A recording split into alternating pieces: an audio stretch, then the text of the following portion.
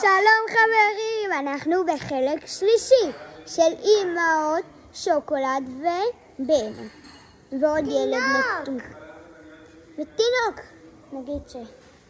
ובפרק, אם נגיע לפרק הזה ללייק אחד, לשתי לייקים או 3 אחרי 8 שעות 20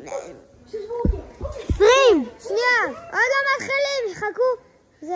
אם נגיע ללייק אחד, נעשה סרטון רביעי.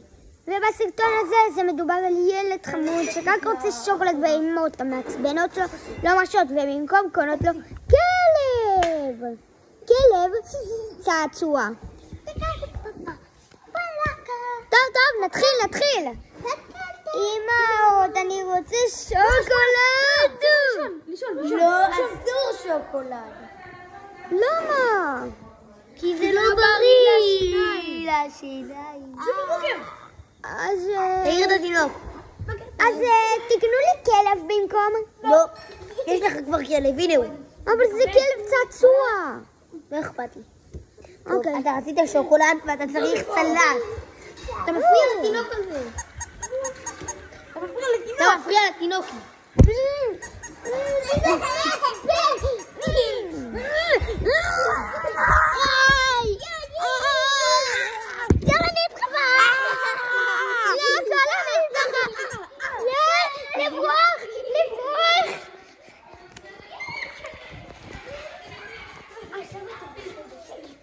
בלי שהצופים יודעים, אתם הולכים, ואז אני אומרת, ברחתי טוב?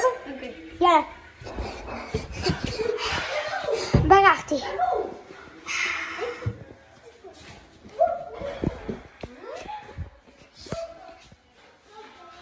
בלי שהצופים יודעים, אתם מחפשים פה, אני מתחבר לכם ואתם לא יודעים פה. טוב? רגע, מה זה למצלמה? אני אערוך את זה, טוב? אל תערוך. אני אערוך, לא נורא. יאללה. הם לא יודעים שאני לא אערוך את זה. בוא נתחבא.